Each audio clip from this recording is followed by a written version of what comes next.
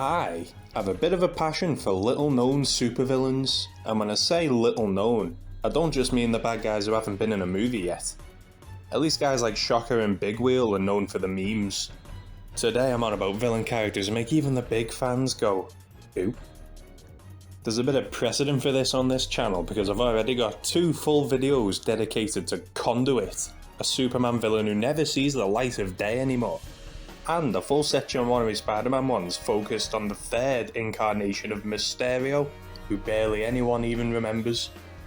This commenter, Spoink the Leg Day 3892, I think it's pronounced Spoink like the Pokemon, suggested such a villain to me, and it got me thinking about bad guys who never get a chance to shine, so I've decided to give these forgotten foes a fair chance.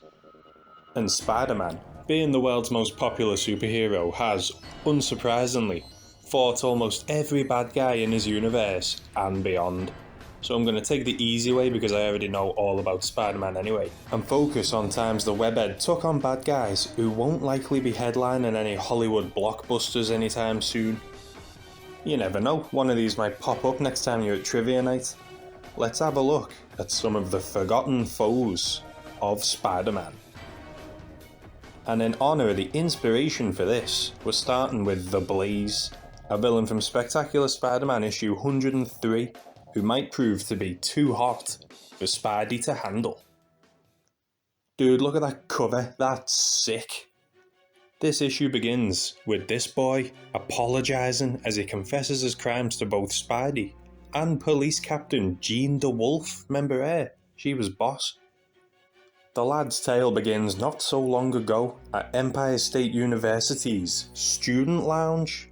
The boy, Barry, watches as one of his friends, Ash, rips into another buddy called Thomas for liking superheroes, and I feel personally attacked. Ash claims that all of the so-called superheroes are so lame that he could outsmart most of them with ease. In fact, he's so sure of his superiority to the supers that he plans to put his money where his mouth is and go do it. But what hero should these good buddies terrorise?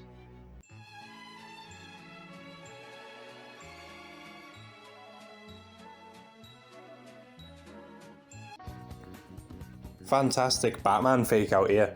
In fact, great page in general. First with the sweet Year 1 reference, and then with Ashley literally just going about Spider-Man. The trio begin their deep dive into Spidey, trying to figure out how to track the wall crawler down.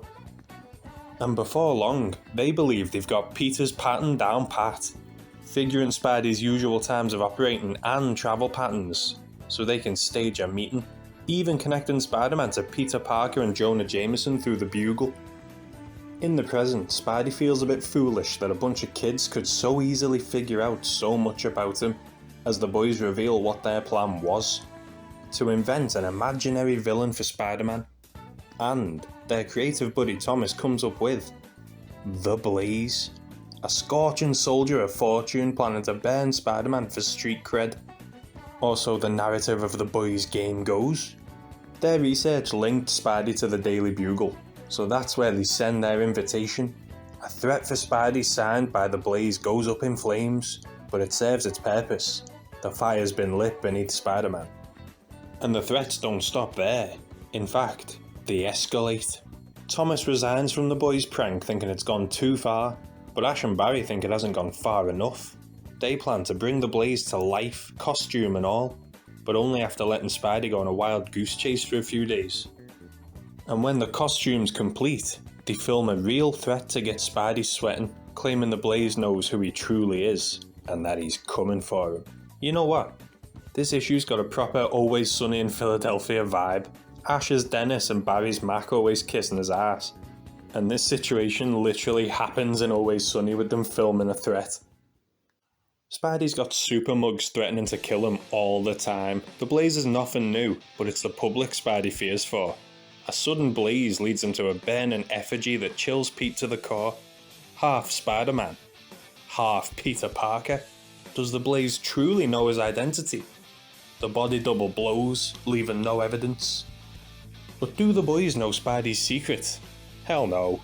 They use Pete's likeness because Parker's the man with the most public ties to the webhead. Phew, Close one, eh, Pete?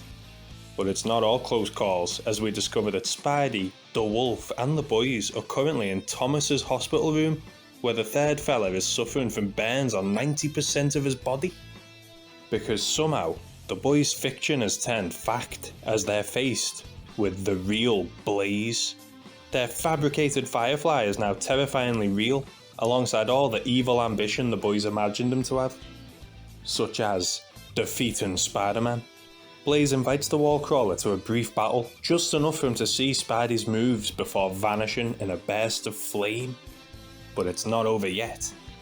Blaze then invites Spider-Man to a showdown that night, and he wants his fathers there too to witness his victory. The boys are confused and terrified. Ash and Barry, alongside Thomas, who received a note himself, get shooed away from the battlefield by Spider-Man just as the Blaze gets fired up. Spider-Man puts on a good show, but the Blaze only needs one shot, and Spidey is toast. Just as the Blaze unleashes his insidious inferno upon Spider-Man, Thomas jumps in the way. He takes the brunt of the blast and saves Spidey's life.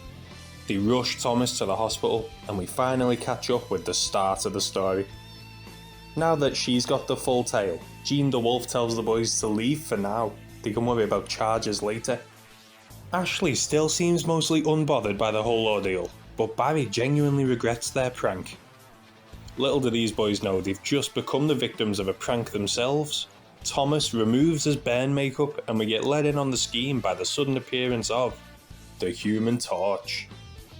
Feeling guilty over the threats to the Daily Bugle staff, Tom had spilled all the beans to Peter Parker, and Peter sent him to Johnny, and Johnny concocted a plan to really get back at Ash and Barry. Posing as the artificial antagonist, Torch and Spidey put on a show to scare the boys straight. Though sadly, these students don't seem to have learned their lesson. I think this issue had a very interesting premise, you know. Love the idea of a hero hunting an enemy that doesn't even exist, and yet the issue still had very real antagonists in Ash and Barry.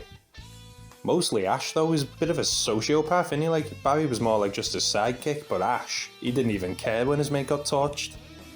For the brief panels the Blaze was real, he seemed pretty fun.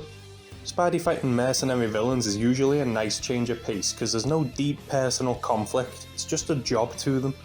Not to say it couldn't become personal later. Jason Macendale used to be just a mercenary too. What's he up to nowadays anyway? Nice twist that I didn't see coming. I thought Blaze was most likely Ash trying to show off, and a guy called Ash becoming a fire-based bad guy tracks in a world where a man called Octavius gets 8 limbs.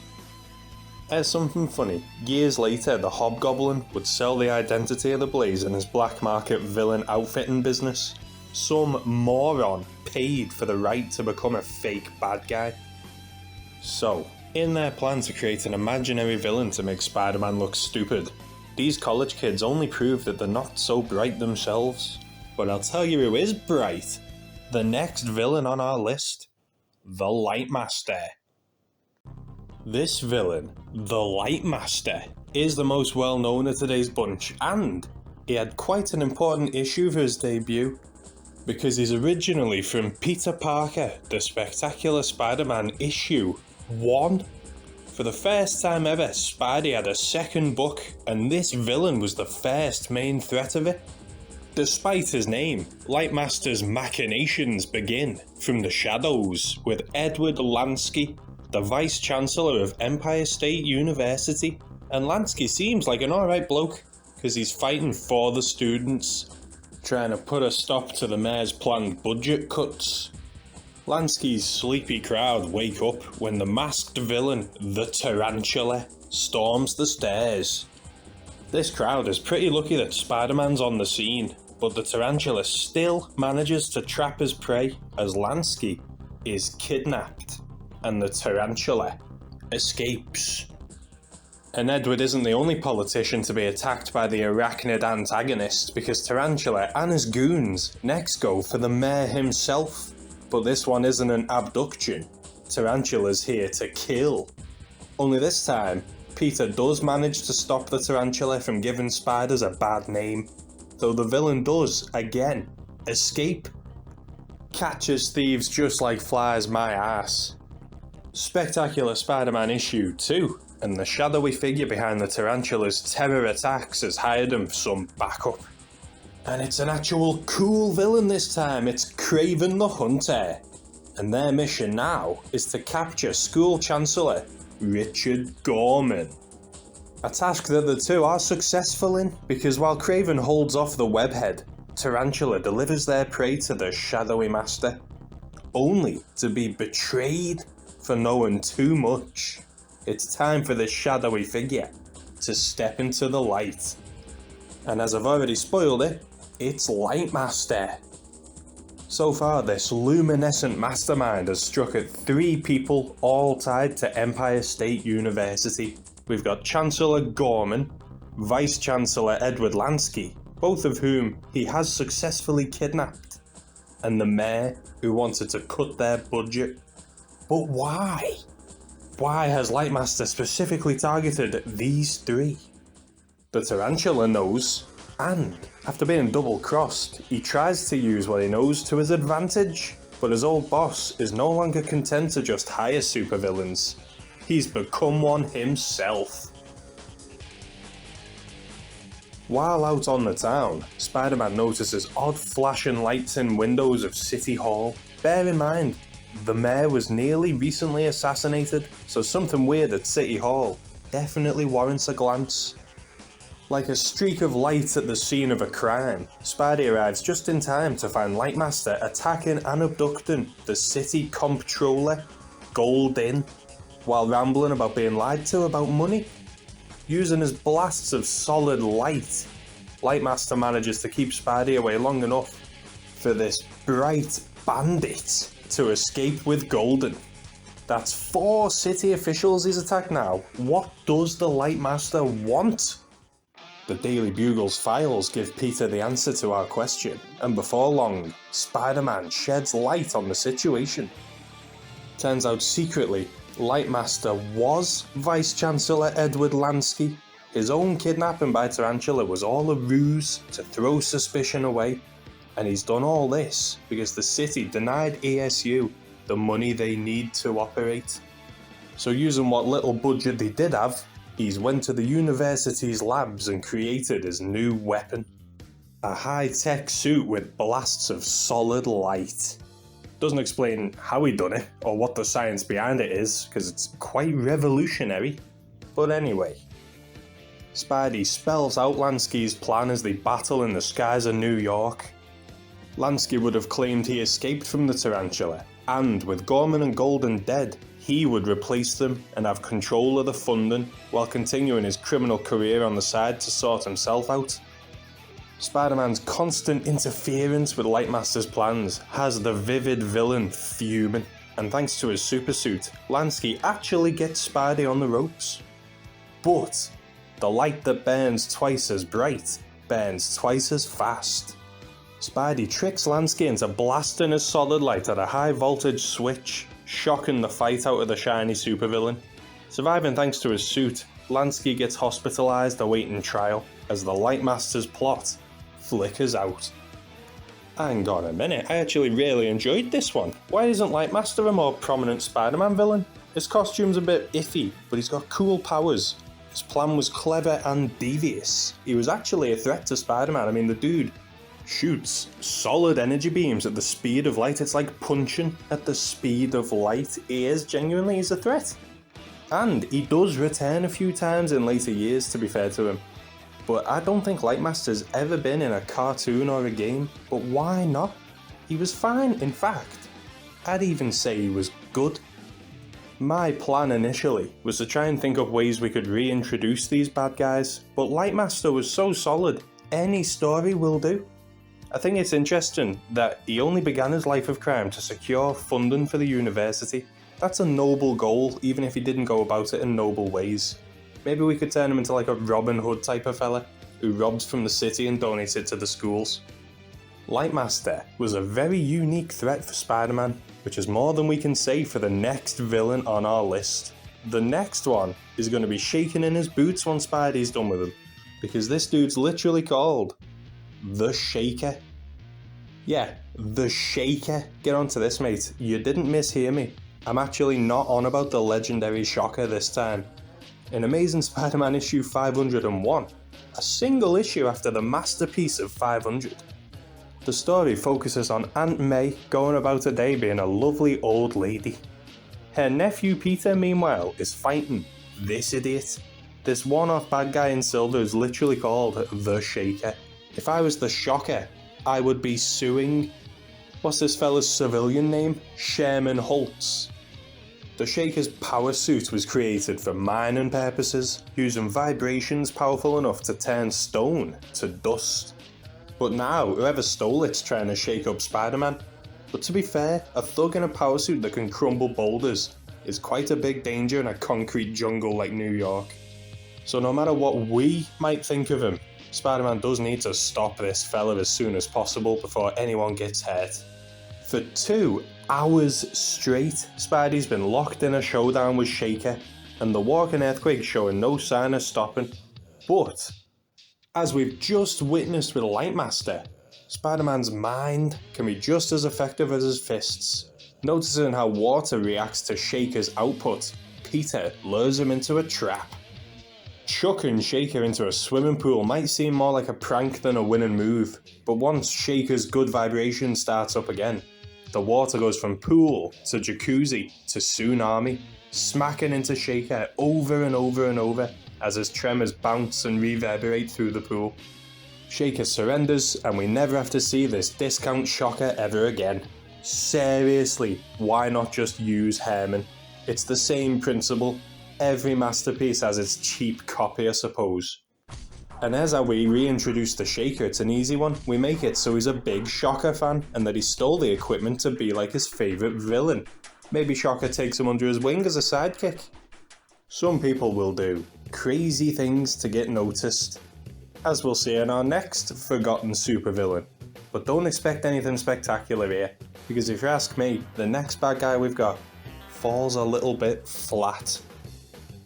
You know, flat like paper, but also like a boring character. Because next we've got Paper Doll. She's got one of them real names that make you think she was destined to get her superpowers. Piper Darley. First appearing in Amazing Spider-Man 559 to briefly set up her starring role, Paper Doll comes to life in issue 560. Just a warning, this story is set during Brand New Day, a dark time for many Spider-Man fans, so if you want to skip this garbage, I'll pop it in that chapter thing YouTube has nowadays. I wouldn't want to accidentally expose anyone to Brand New Day. I think the true underlying issue with Paper Doll is the fact that character is deeply tied to another character who's got absolutely zero relevance in Spider-Man's life. Piper is obsessed with this movie star, Bobby Carr, to the point where she murders a woman for trying to give him bad press after Bobby supposedly assaulted her. Doll's not obsessed with the main hero or any villain or even some secondary character, so really, why should we care? Her powers aren't really fun either, they're just weird. What did she do here? Suck the 3D out of this woman? Eat a skeleton or something? She's turned a woman 2D, but how? If she'd used a steamroller, that would at least be funny. Spider-Man gets involved in the murder case because it was his photograph of Bobby's supposed assault that made the victim famous enough to become a target. We know all about Peter's guilt complex, so suffice to say, Spidey investigates.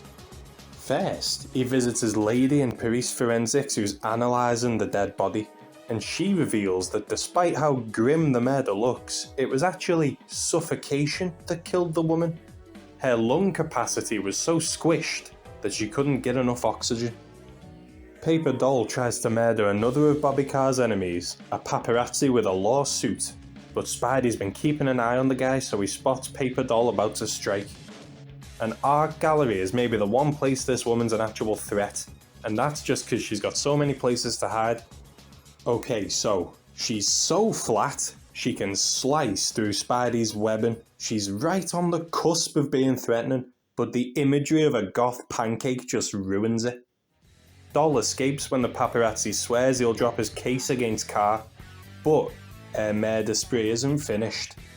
Bobby's manager's next after he leaks Bobby's private info, specifically his meeting with a mystery girl. And we know Piper's head over heels for Bobby, so you know this mystery girl is gonna be a target. And the mystery girl turns out to be Mary Jane Watson. Now Spidey finally has a personal stake in this, or he would if he ever found out that that was Mary Jane, because they never actually bump into each other, as we'll see in this issue now. Issue 561, and we're finally almost done with Paper Doll. But before we can be finished with her, we should probably find out how she began. Her dad is a scientist who built something called a dimensional compressor, which I think she fell into and it turned her flat. And that's it, that's the origin. Now she's a 2D freak. Piper Doll is no longer able to go out in public. So she sits at home all day watching movies, which is where she developed an obsession with the only boy left in her life, movie star Bobby Carr. But now that Carr seems to have another woman, Paper Doll is flat out furious. You don't need pointy ears and a cape to see the connection between Paper Doll and Bobby Carr, so Spidey's already staking out his lavish mansion when Piper strikes. Paper Doll finally gets face to face with her hero, and then our hero turns up to ruin it for her. Mary Jane hides in a panic room while Spidey handles this pancake criminal. Doll's freaky flattening power almost squishes Spidey, turning his arm 2D and sending him into shock. He needs a second to catch his breath. And that's when he realises how to defeat Doll. Her 2D lungs can't hold much oxygen, so Spidey shuts her up before crashing her through Carr's walls and into his swimming pool. If she was actually Paper, this would have won the fight, but Doll's just flat flesh and blood. She turns herself back into a 3D form, just in time for the finishing blow to be delivered by Carr himself. If she could just return to 3D the whole time, why was she sat at home being sorry for herself and like all flat? Why didn't she just go 3D again? And if you tell me she had to like absorb other people's 3D-ness like she did to that woman to like sustain herself, when was that mentioned? The spooky serial killer bit was good, but Piper's held back by her obsession with this nobody character. There's no story left to tell now. Maybe if she'd been obsessed with Mary Jane or Harry Osborn, she could have been a recurring threat. But who the hell's ever had a Bobby Carr? In fact, if I remember right, Bobby Carr later loses his fame because he takes steroids for the role of Captain America in Civil War, the movie. Why is it that I'm crap at remembering work deadlines and appointments, but I can perfectly recall the fate of a background Spider-Man character from a decade ago? Why am I like this? Oh, and there's a plot for a Paper Doll comeback if you want it to actually be cool. What if she somehow reverses her powers so she can make 2D things 3D? She could then attack the New York Library with an army of fictional characters that she's pulled from like the comic and manga section. We could have her fight the Avengers in that, and we could finally get the Avengers versus the Ginyu Force. Or we could have her fight Venom, and we could call the story Paper Covers Brock. Get on my level, current Marvel. Listen, seriously though, they can't all be the Green Goblin. Some villains are gonna fall to the wayside, but there is still story potential for some of these guys. The way I see it, there's no bad characters, only bad writers. And sometimes all a character really needs is one great story for them to get famous. Think about it. Paper Doll's Last Hunt. Instant Eisner Award winner. Who did you like most out of these? I really enjoyed Lightmaster, you know. I see no reason why he hasn't appeared in anything else. He was pretty good. The 90s Spider-Man cartoon had a Rocket Racer episode but left out Lightmaster. What's that about? These four were just the tip of the iceberg. There's still tons of obscure villains out there, Spider-Man and other. Bart Hamilton, for example, remember him? Coldheart. Have you ever even heard of Coldheart? Are there perhaps any more forgotten bad guys I should look into? Let me know.